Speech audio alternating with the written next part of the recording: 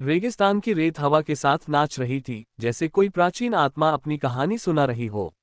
खरमपुर गांव की सीमा पर, जहां रेत और पत्थर की दीवारें एक दूसरे से टकराती थीं, अर्जुन ने अपनी जीप रोकी। उसका चेहरा धूल और पसीने से सना था, लेकिन उसकी आंखों में एक अजीब सी चमक थी, जैसे वह किसी शिकार की तलाश में हो। उसका लंबा कोट, जो कभी काला था, अब रेत के रंग में ढल चुका था। उसकी कमर पर बंधी तलवार की मूठ और जेब में रखा एक पुराना तावीज ही उसकी पहचान थी, जिनका शिकारी। खरमपुर कोई साधारण गांव नहीं था।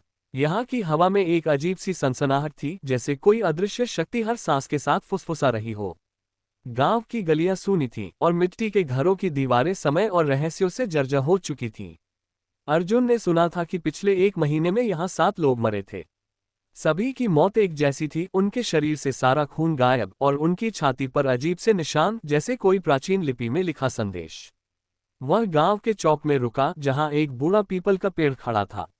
इसके नीचे एक बुजुर्ग बैठा था, जिसके चेहरे पर झुर्रियां समय की कहानियां बयान कर रही थीं। तुम वही हो ना, जिसे जिन का शिकारी कहते हैं? बूढ़े की आवाज कांप रही थी, लेकिन उसमें एक गहरी गंभीरता थी। अर्जुन ने सिर हिलाया। मुझे बुलाया क्यों? यहाँ कुछ है, बूढ़े ने कहा, अपनी लाठी को रेत में गाड़ते हुए। कुछ ऐसा जो इंसानों का नहीं। रात को लोग चीखें सुनते हैं, लेकिन कोई नहीं जानता कहाँ से।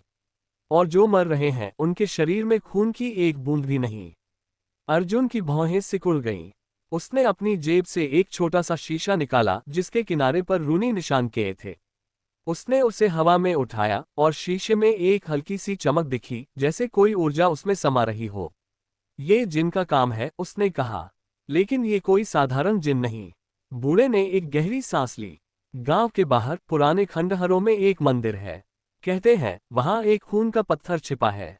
उसमें एक शक्ति बंधी है, जिन जो सदियों से वहां कैद है। लेकिन अब वह जाग चुका है।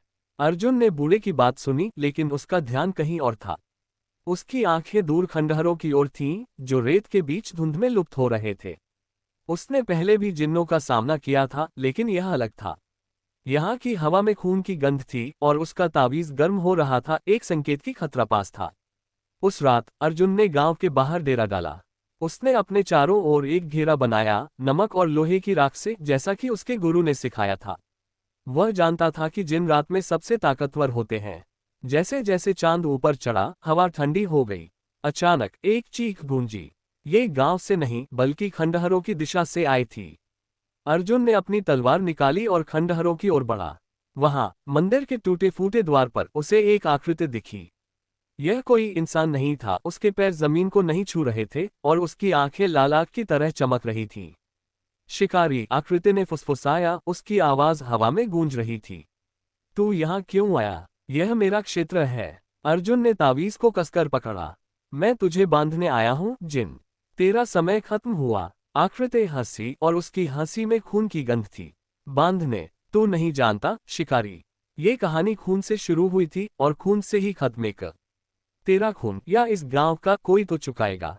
पलक झपकते ही आकृति गायब हो गई और मंदिर के अंदर से एक ठंडी हवा बही। अर्जुन का दिल तेजी से धड़का। वह जानता था कि यह सिर्फ शुरुआत थी।